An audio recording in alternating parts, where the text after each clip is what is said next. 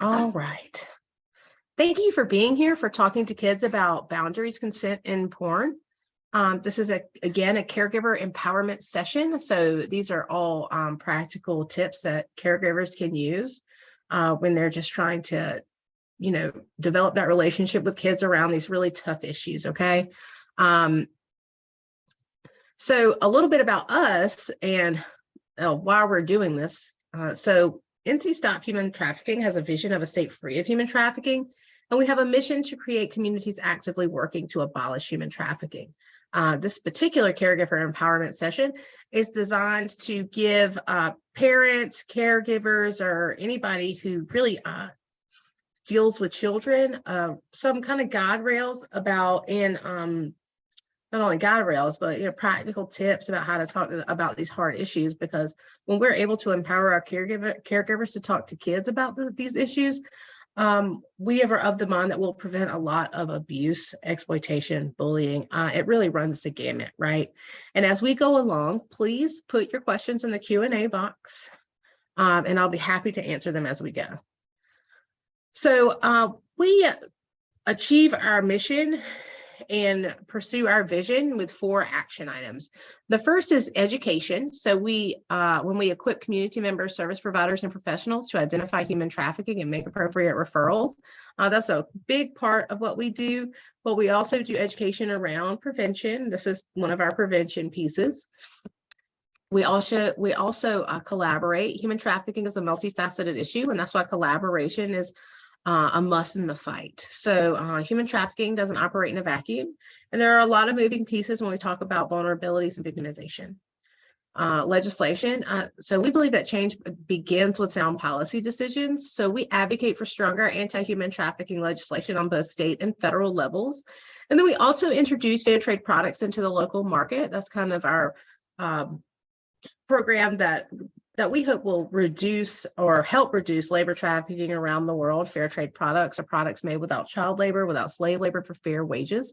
It's also a way that we are able to raise money for our programs because we are a nonprofit.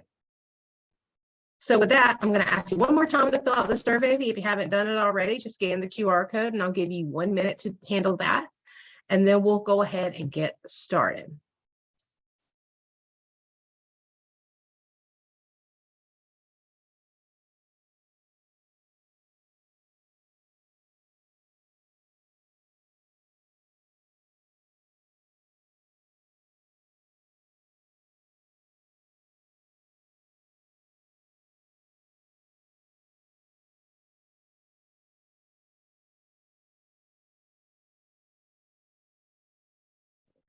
Okay, so we're going to go ahead and get this session started. It's only going to be about an hour, so to give just enough time for caregivers, hopefully.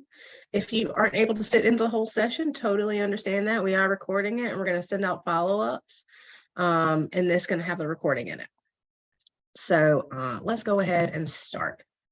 A little bit about myself. I'm Melinda Sampson. I'm the Community Outreach Coordinator for NC Stop Human Trafficking. I am also a parent. And I've been doing this, anti-violence work for about 5 years now. I was a journalist at one point in my life. I was a journalist for about 7 years. I was the primary creator of this particular curriculum or this particular program. And again, I can't stress the surveys enough. The more you tell me how I can improve it, the better off we're all going to be, right? So with that, let's just go ahead and get started. So what we're going to be talking about today, I'm going to be giving you some practical tips for teaching kids about boundaries, personal boundaries, healthy boundaries, things like that. And I'm going to give some tips about teaching consent, because even some adults don't realize what real consent is in a way. And so this is going to empower everybody to really be on the same page about consent. That way we can pass that information along to our young ones. And effective ways to address pornography. And that one's a doozy, I get that, but it's important that we talk about it. And this session is going to go through all the age groups. It's going to be age appropriate ways to address each one. Okay, so hopefully it's going to meet the needs of everybody in the room. So talking to kids about boundaries. So why is teaching boundaries so important? If you don't know what boundaries are, this is just going to lay the groundwork, right? So boundaries are essentially about understanding and respecting our own needs and being respectful and understanding of the needs of others. And for that to work, we need to be putting a big emphasis on helping kids develop greater empathy and self-awareness. And that's from a clinical psychologist at the Child Mind Institute, Stephanie Dowd. And I agree with her on this. To develop a greater empathy and self-awareness in kids goes a long way when we talk about how children treat each other, but also in how they allow themselves to be treated later, if that makes sense. If it doesn't, by all means, please ask your questions. I encourage questions. So what are personal boundaries then? They are our relationship ground rules, if you would, our claim to privacy and establishing what makes us comfortable and uncomfortable, and then maintaining that. So for young children, boundaries can be a little tricky, okay? Because as adults, we're here to guide them in the right way. So this is where you're really going to start with maintaining an open line of communication. And this is going to be the common theme throughout this whole presentation, just so you're aware. Maintaining that open line of communication in young children really fosters a good relationship between the child and the caregiver. And that connection is very important, especially once that child gets older and they, because we all make mistakes and they will too. And once they make mistakes, they can come to you and say, I've made this mistake, or I didn't realize this is what was going to happen. Can you help me? And then you're there to offer that help. So developing that open line of communication in young children is really, really important. And it's really easy to do for young children too, because they are so open. So you are gonna want to talk with younger children in a body positive way. We don't we want to make sure you are using anatomically correct words when you're talking about body parts, for one, especially in young children. And it's important to do that so they understand what is appropriate and what is inappropriate, and they have the language to say if something happened and something, or if something had happened, right? So we can all understand. Using the words penis and vagina is what I'm talking about. You can use the term private parts too, or you can describe parts as what is covered up by a bathing suit. It's really whatever you are comfortable with. And I will say this, I have a daughter myself, and I teach her the anatomically correct words. And sometimes it may be better for them to just say private parts in public, because it's really not kind of socially accepted for young kids to use the anatomically correct words. It makes other adults uncomfortable, if you would. So private parts, or what is covered up in a bathing suit, is just fine too, just so we're all on the same page, as those all kind of terms all work fine. And you want to begin talking about the body through the lens of health and wellness when you're talking with young children about their personal physical boundaries. This is a great way to address bodily autonomy and boundaries in an age-appropriate way. Talking about being clean and seeing the doctor is a way to make it clear about what is acceptable touch is and what inappropriate touch is. And we really need to start talking to young kids about that at early ages. That makes them comfortable with saying no, and we'll get to that in a minute. But also it makes them comfortable with coming to you about these issues. And I would also encourage you not to leave the room while a doctor is talking with the child, to make them comfortable. And that way you can always be kind of a supervisor there too, right? Make sure everything is okay. Tip number 3, so you want to establish what is good, safe touch, and what is not okay. And you want to do this at young ages, okay? Allow them to make decisions when they don't want to be touched. Like, for instance, don't make children hug other people or sit in anyone's lap or get tickled if they don't want to. When you defend their boundaries, then they understand that those boundaries are legitimate and worth protecting. It is really important that caregivers defend young children's boundaries. And does that make it a little uncomfortable if you're in a family that, you know, makes the kids hug grandma or grandpa? Sure, it can sometimes. And it really depends on where you're coming from too. I was when I was coming up, I was raised as, oh, you better hug them, and that's, as we learn more and we grow more, we understand that sometimes that might not be that making someone hug somebody or sit in someone's lap might not be the best way to go, because it really can degrade a child's own boundary setting. Oh, I went through this. I'm so sorry. But defending, again, it doesn't hurt to say it again. Defending their boundaries is important. This empowers them to speak up for themselves in the future. It kind of plants this, doesn't just kind of plant the seed, it plants the seed of them defending their boundaries later in life. So where you might not see how that's going to be beneficial right now, later it will be.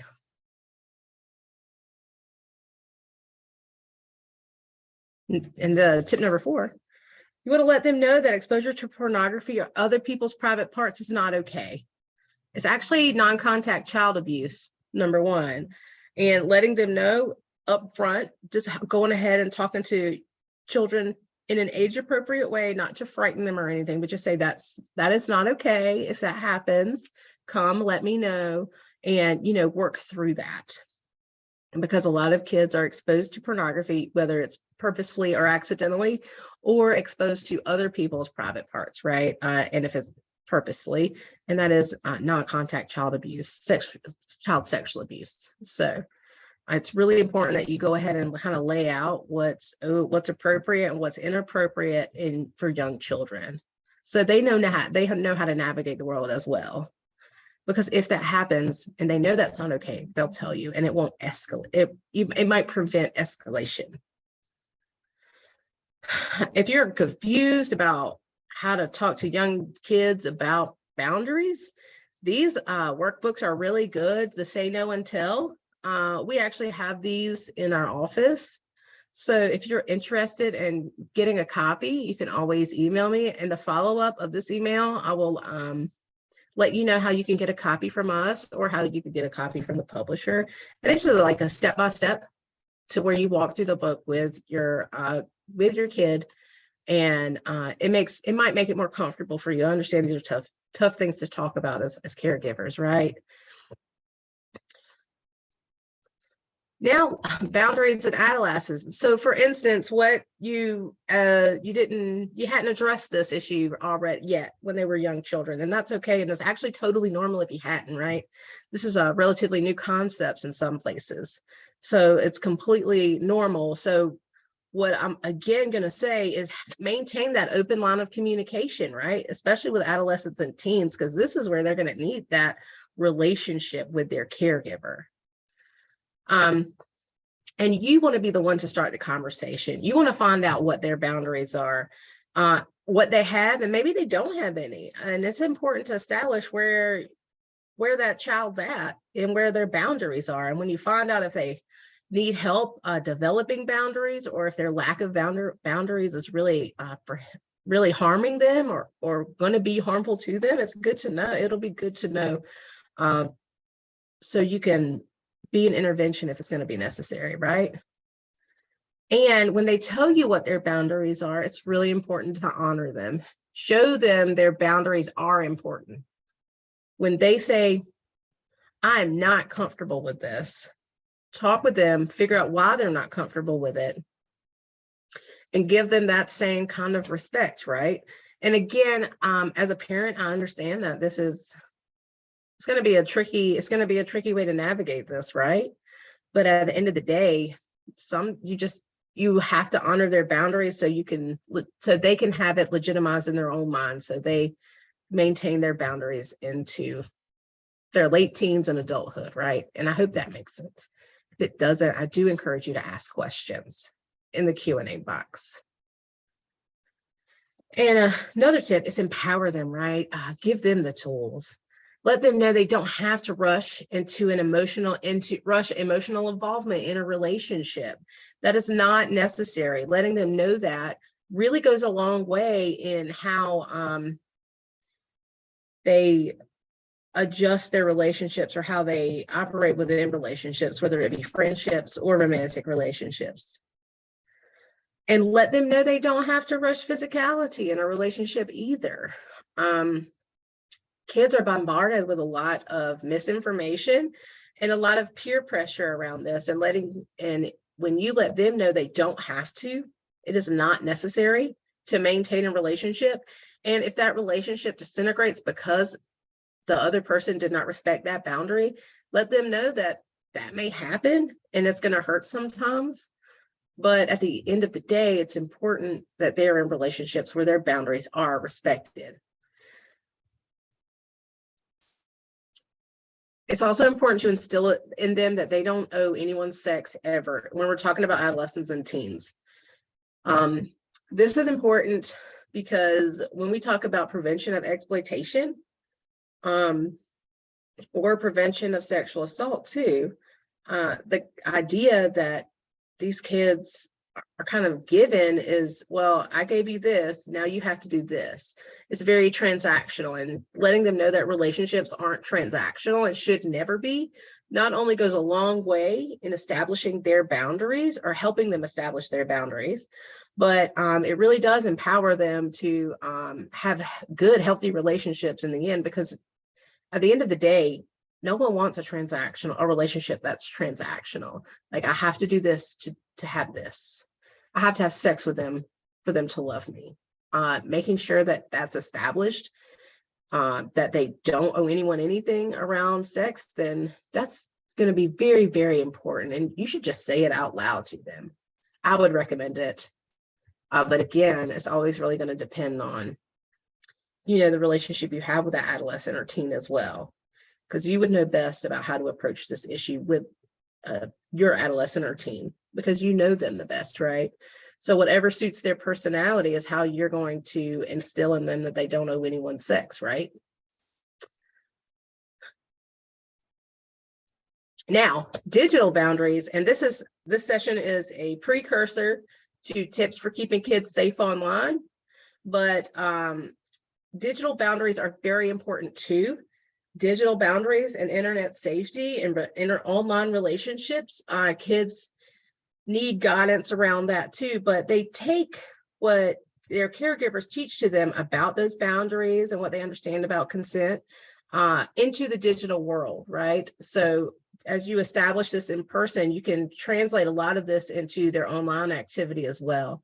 If you want to learn more about digital boundaries, you can always go to the National Center of Missing Exploited Children. They have a NetSmart program that's really good. And you can look at that whole program to get more information about it. And you can also register for our session, Tips for Keeping Kids Safe Online. I'm leading that as well. And in that session, not only will I talk to you about exploitation of children and child sex trafficking and predatory behavior, but I'll also give you some indicators of if a child is being groomed online and what apps kids are using, and other helpful tips as a caregiver and how you can empower your children to stay safe online, right? Because let's be honest, they're going to be online. There's no stopping that now. That horse is out of the barn. The train left the station on the internet. So we need to learn how to teach our kids to stay safe on it, right? Just like we need to teach our kids to stay safe in relationships and in their friendships. You also want to make it clear that they should not be the ones to coerce or pressure anyone else into compromising their boundaries. So while we talk about protecting themselves, we also don't want them to be abusive to others as well.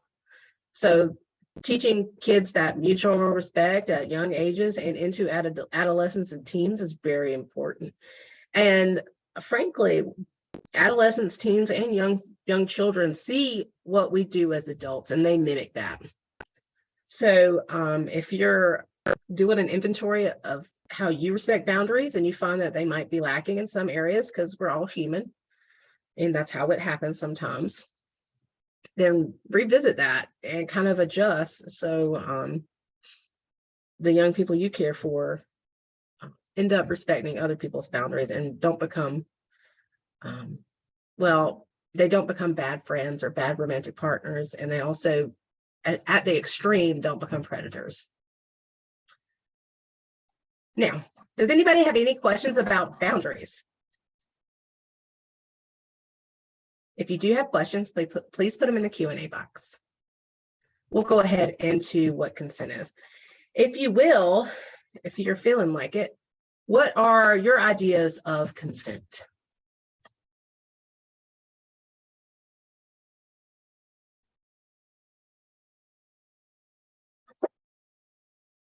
Okay, well, not much going on in the chat box, so I'm going to keep on rolling. All right. Oh, we got one.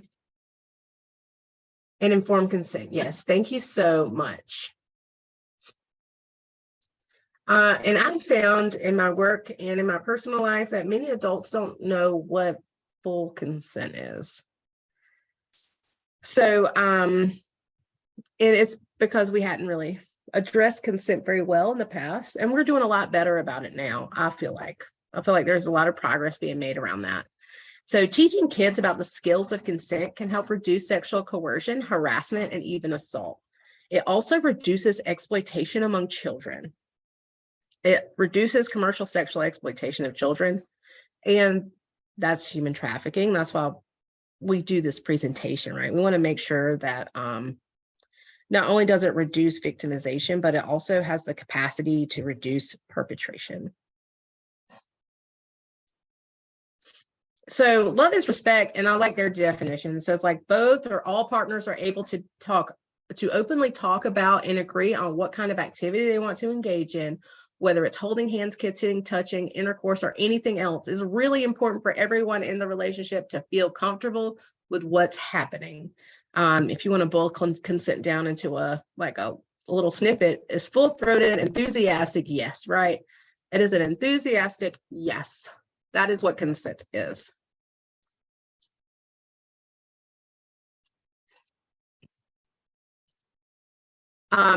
You might have already seen this video, and I mean, this explains consent so well that I always show it, and so I'm going to show it to you now. It explains it better than I ever could, so let's get into it, right? I'm going to share this video, and hopefully it works. Sometimes these videos don't work, and it makes me a little nervous.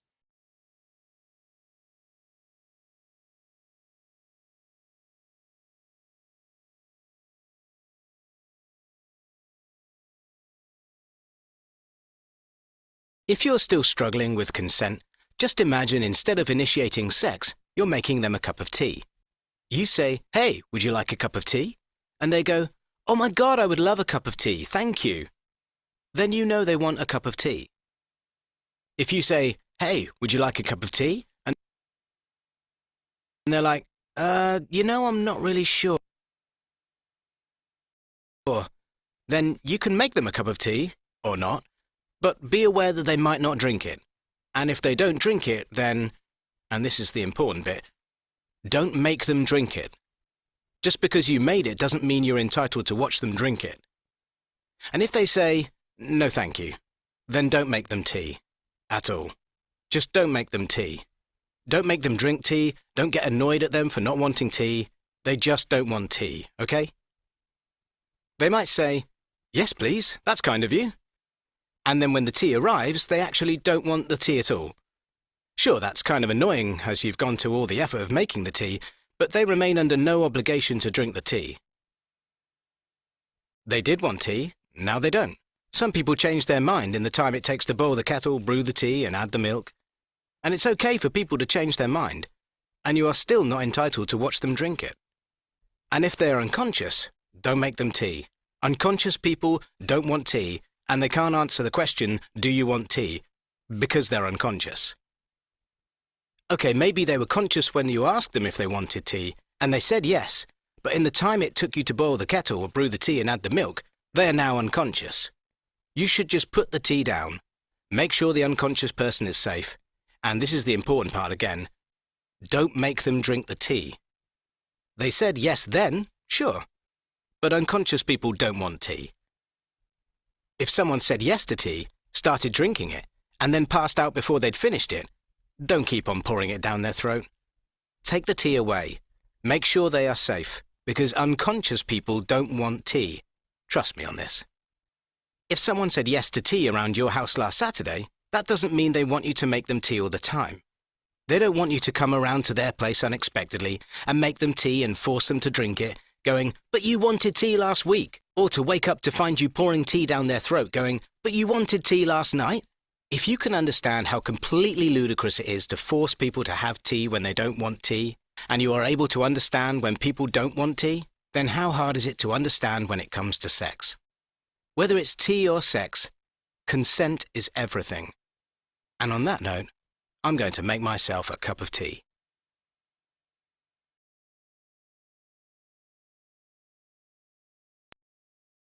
So I just talked about consent a lot, and that video always explains it way better than I ever can. So I hope that made it makes, I guess, more sense now. Oh, there we go. So again, when we're talking about consent, and I know you're like, oh, again with this, an open line of communication is so important. And maintaining that open line of communication is important. When we're trying to get children to understand what consent is, young children specifically, we're going to start asking for permission. It's important to teach them how to receive the word no as well, right? So what we can do, and this is just a practical thing that you can do and see how it works for you, is ask them, can I help you put this shirt on? Can I help you with this if it involves being touched or something like that? And it's important to teach them how to receive the word no. So if you say no, and let me tell you, I've got a 7-year-old, and this one was a tough one. It's a practical tip, but it's a tough one to implement. I'm not going to sugarcoat that one. But I guess we're all trying to teach our kids how to receive the word no well, right? But once you start the process of teaching them that, they're also going to receive no well, right? As older kids and adults. It teaches them that they're not entitled to things, and consent is important from the other person. Again, asking permission. Ask children if you can hug them or touch them. You see what I'm saying? I hope that kind of clears it up with asking permission. Can I hug you? So a little bit about my daughter. She's a hugger, okay? Ooh, she loves to hug people. And for a while, she was just running up to people and hugging them, not asking for permission. And it took me a bit of time to say, hey, you have to ask. You have to ask to touch somebody. And it took a minute for her to learn. And she was about 4. So it took a minute for her to learn. But if you consistently say, hey, just ask if you can hug someone. And if they say no, that's okay. And just consistently do that, they learn pretty quickly. My daughter, she ran up to strangers and everything and hugged them. It really was a tough one for me as a parent and a caregiver, but she's good now. But it took a while to teach her, because she was just being sweet. It just took a while to teach her to ask for permission to touch somebody, and receive no well too, because she got her feelings hurt when they said no. And also understand this isn't a linear process. Learning about boundaries and consent go hand in hand. So when you're talking about young kids, even adolescents and teenagers too, you're not going to say, okay, well, we've nailed down the boundaries talk. Now we're going to move on to consent. Doing it together works out just fine, right? Because while you're talking about boundaries, you're also going to be talking about consent with young children. Of course, you're not going to say the words consent. It's going to be age-appropriate conversations around asking for permission, hearing the word no, respecting people when they say no if they don't want to be touched, and things like that, and respecting them when they say they don't want to be touched. And you want to stay consistent. That consistency is so important. You want to make sure that you're delivering that message of respect, boundaries, and consent on a very consistent basis, so young children aren't confused. Consistency goes a long way when we're talking about kids and developing those boundaries and helping them understand what consent is and why it's important. So with that, adolescence, and that's talking to kids about consent as young children, I'm not going to lie, is a lot easier than talking to adolescents and teenagers, okay? I understand that. If you kind of missed the time of talking to your kids about the consent as young children, that's understandable too. But you can still talk to them as adults, as adolescents and teenagers as well. And again, it's going to take that open line of communication, that relationship that people have with the kids that they're taking care of, right? tip number one, and I'm going to be honest, we can all remember how we were as adolescents, and we were confused about a lot of things. I know I was. If there's somebody in the room that wasn't confused as an adolescent, please let me know. I don't like to say everybody was confused, but I can assure you I was, and most of my peers are very confused. And in retrospect, yes, confusion is all a part of being an adolescent, I believe, most of the time. So, and that includes confusion about what relationships are and what the idea of consent is. We adolescents hear a lot of mixed messages around consent and victim blaming, and I'm going to talk a little bit about that in a minute. And tip number two for adolescents is let them feel comfortable asking those questions. So when they're asking these questions, don't I would definitely encourage you try not to express any kind of judgment. Let them know that no question that they may have about relationships, sex, or boundaries is dumb, and you're the safe person to talk to. Establishing that will go a long way for when they really need someone, if something happens or if something's happening to one of their peers. You will be the person they'll go to, and that's what you want at the end of the day as a caregiver. So just making sure that you are making them comfortable and making them not feel judged with questions, because they need a place to ask these questions, or they're going to find it somewhere else, like on the internet or among their peers who also don't know, right? There's a lot of misinformation around things like that.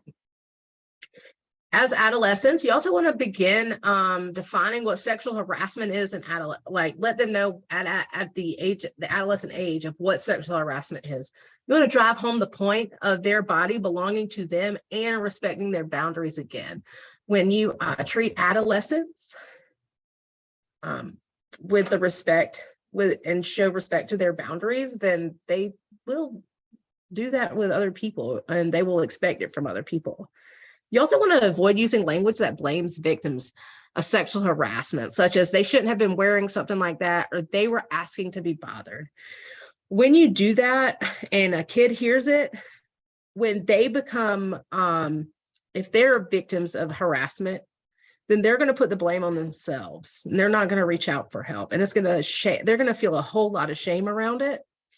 And also they're going to think it's okay to, if somebody else is dressing similarly or asking to be bothered, it's okay to bother that person. And it's okay to do these things because they were asking for it. So it facilitates a kind of a culture of shame. So kids won't come forward if they become victimized at all, but it also facilitates perpetration as well. And that kind of that cycle of, well, it's not my fault I did that. They were asking for it.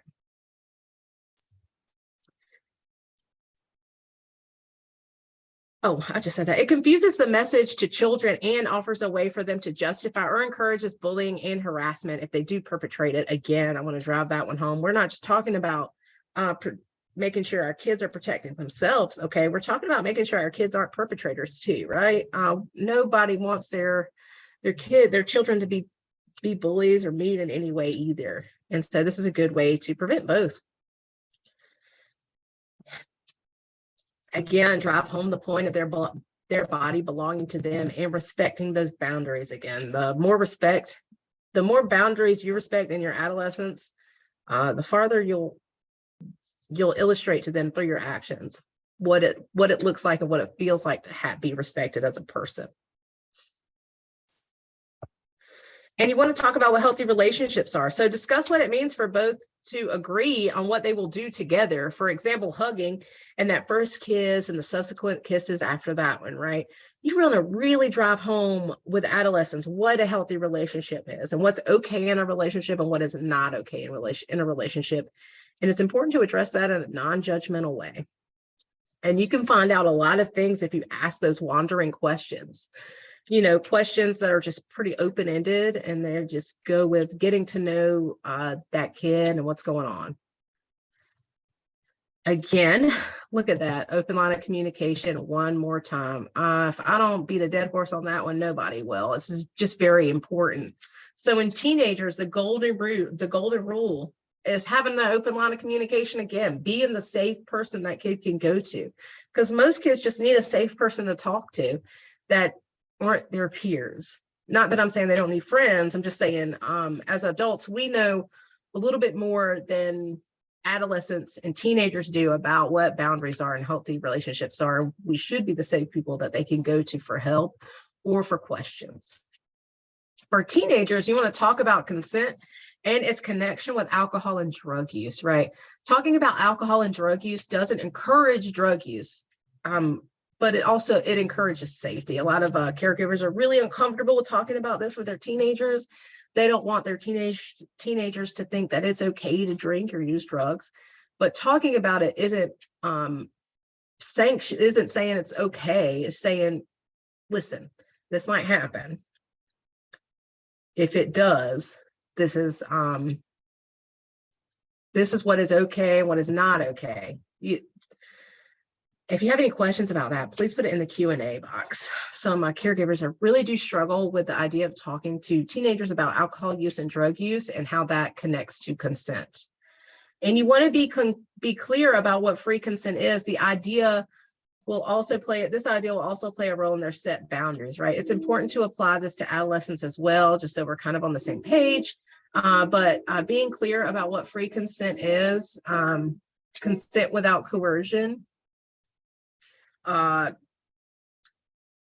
enthusiastic consent. It's not really consent if somebody's coerced.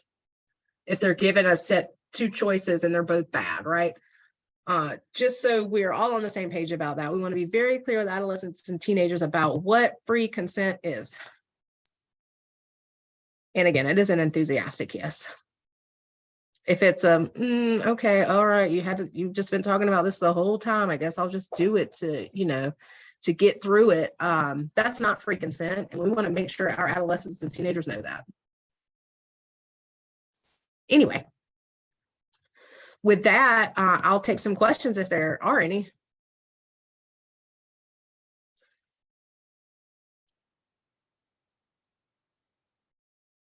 There is a question in the chat box.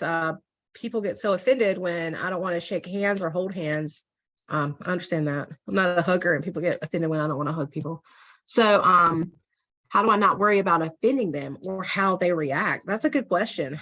And that's a question that a lot of caregivers struggle with when they're talking about, not making their kids hug their family members. It is very uncomfortable to do. It is very difficult to do, but there's no easy way to do it. I've had to tell a few family members that, hey, she doesn't want to be hugged and I'm not going to make her do it. And if they hear it consistently, they end up accepting that. And if they don't, then I guess that's the nature of it, right? It's a really big cultural shift. You know what I'm saying? Around, whether it's a hug or shaking hands or anything, just being honest and saying, I just don't feel comfortable shaking anyone's hand right now. I don't want to hug. If you don't mind, it's good to see you. I know that's probably not the best answer I've got, but it's really the only one it's the only one.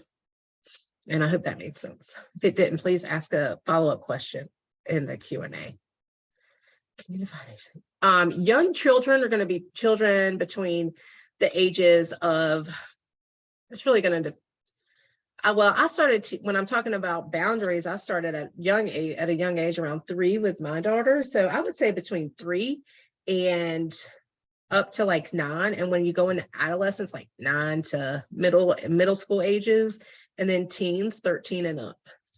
That's how I would categorize that.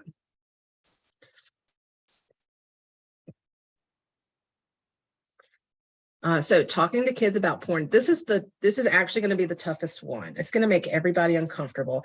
And I know you're probably like, how in the world am I going to talk to a young child about porn?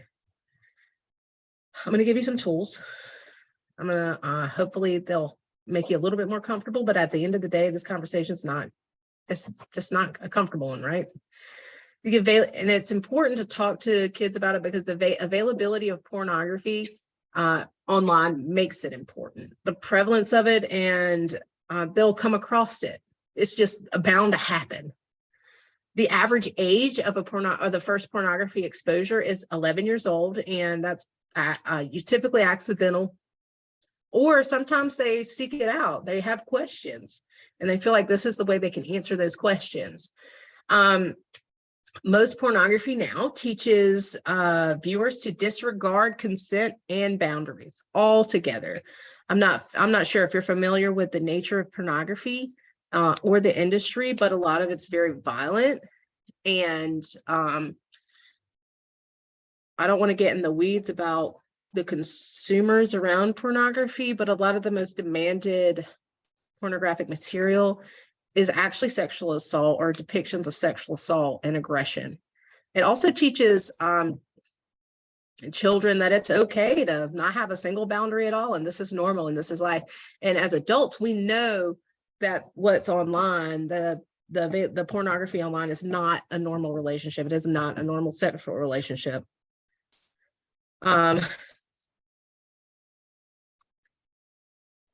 So talking to young children about porn, I know that might trip up a little bit. How do we do that? And it can be done. I'm going to give you some tools.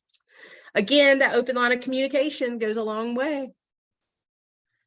You want to talk about porn at an early age, as young as 5 or 6 years old. And I know that seems very, very young, but kids are getting exposed to pornography earlier and earlier, the more internet access they get, okay? And there are ways to talk to them about it without traumatizing them in any way or exposing them to things that are beyond what they understand as young children. You want to talk to them about good pictures and bad pictures. What's a good picture? This is a good picture, and it's a picture of your family photo. That's a good picture. What's a bad picture? A bad picture is a photograph of someone's private parts, because that's private. That shouldn't be shared. Tell them to turn, and if they do come across photographs or videos that show private parts or things that should be covered with a bathing suit, tell them to turn away from the screen and tell someone. Or they can turn the device off and tell someone. Just let somebody know that they see it. It's not, sometimes kids will come across it completely accidentally. And it's important that they have somebody to go to when they are exposed to it, because it can be really disturbing to young children. And it's important that they understand that what they accidentally saw was a bad picture, and what the difference between good pictures and bad pictures are. These books are great. The Good Pictures, Bad Pictures Junior, I've read to my daughter so many times, and she understands. And these books really outline the best way to talk to kids about it at earlier ages that are age appropriate, and not talking to them in age appropriate ways, because it is important to talk to young children in an age appropriate manner. We do not want to expose them to information that they can't possibly understand, to prevent it from happening, right? Or encourage them to come and get help if they do see it. So Good Pictures, Bad Pictures is really the best way to go as a tool. And the follow-up email, I will be happy to put in links to where you can check out those books.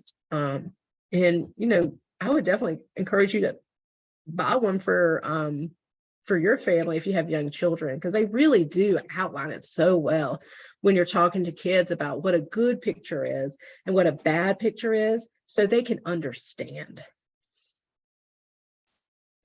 Now, with adolescents and teens, this is going to be a little tricky, right? Because the likelihood that they've already been exposed to pornography is pretty high. If you've already talked to them at young ages, then they might be kind of prepped for it and they kind of understand. But if you haven't, that's okay too. Again, these conversations that we're having tonight around talking to kids about these issues is pretty new. So again, have that open line of communication. That's always going to be important. And you want to normalize the porn talk in the household, like normalize it to such an extent that these adolescents and these teens are just rolling their eyes every time you bring it up. When I'm saying normalize conversations around it, it's important that you say over and over again, porn is not a normal sexual relationship. There's nothing about that is real, because adolescents and teens are learning about sex through watching pornography. And we all know that's not a good way to learn about it. You want to let them know that it is not the reality of a sexual relationship, and it creates an unrealistic expectations for women and men. And it really, a lot of the pornography now like it's abuse. It looks like depictions of abuse and assault. And we don't want our kids to grow up and think that's normal and okay for them to have to not only experience that, but perpetrate that too, because that's how it is in porn, right? And you want to be authentic and show that you care about their concerns. It is super important, again, that you ask those wandering questions to really kind of gauge where they're at in it and normalize the conversation around what they think is okay, how much, if they've viewed a lot of porn, if they don't view porn at all, and just be really genuine when you show that care and that concern. When you're asking them questions, say, hey, I just want to see where you're at. I want to know what your life is like. What are you seeing? What is a normal sexual relationship to you? And it's so important not to blame them or shame them. They need to know that curiosity about sex is totally okay, because it is. It's totally normal. A lot of kids seek out pornography because they just want to learn about it. They want to learn about sexual relationships and what sex is like. And so when you don't blame them and shame them about it and let them know, well, okay, if you've already viewed porn, just know this, that's not a real sexual relationship. And encourage them to ask you questions. If they have those questions, goes a long way. When they say, if they do disclose that they've watched porn, and I'm not sure that they actually will, but if they do, if you have that this relationship that's very open and that open line of communication is just seamless, don't show any type of judgment or punishment. I mean, tell them the porn does not depict real and healthy sexual relationships. Once you judge them and you punish them, the open line of communication that you had is going to disintegrate. Then you will become somebody who is not a safe person to talk to about these issues, and they need that safe person. So if you want further resources, I'm leading a session called Tips for Keeping Kids Safe Online. And we do have that also at 7 p.m. in the evening. It's specific for parents, working parents or caregivers who work. That's why it's at 7 o'clock. I would definitely encourage you to take the session. We talk about apps that kids are oftentimes using, indicators of grooming in online exchanges, but also indicators of grooming in the kid. How did they act if they're being groomed? Again, not every situation is the same. And also it talks about other, ways you can, like, tips to protect kids online and teach them how to stay safe online too. Because we're not letting kids drive a car without taking a driver's lessons, right? So we don't really need them to be online without them knowing the rules and the guidelines around it. What do I think? The question in the chat box is, what do you think of monitoring kids or teens' online activity? I think that to an extent, you absolutely should. But privacy is also important, and you have to walk that fine line between giving them the privacy that they need, because that's their boundaries. You know what I'm saying? Respecting their boundaries, but also making sure that they are staying safe. And again, even when we talk in tips for keeping kids safe online, it's going to be the cornerstone of all of this is going to hinge on having an open line of communication. And we can monitor these kids as much as we can, as much as possible. And we can explain to them, we're doing this to make sure you're safe, and having that conversation around it, because that conversation is going to be very important. But also at the end of the day, kids are still going to be able to bypass our monitoring, because frankly, most kids are pretty smarter, a lot smarter than we are when it comes to apps and stuff. I hate to say it, I try to keep up with it, but at the end of the day, these kids are online way more than adults are, or the caregivers are. So they know how to navigate this a lot better. And they also know how to bypass a lot of monitoring apps.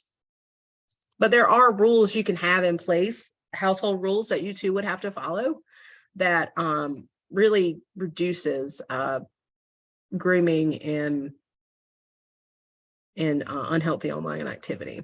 If you want other resources, again, I did mention Good Pictures, Bad Pictures from Protect Young Minds. I can't stress that enough. These are wonderful resources for young children. And you can also go to Culture Reframed and learn about building resilience and resistance to a hypersexualized media and porn. And this has a whole, Culture Reframed has a lot of information around, you know, addressing this with kids, right? Because the internet is so saturated with violent pornography. You can always check out Fight the New Drug. Please follow us online on our social media for up-to-date news and calls to action in the community.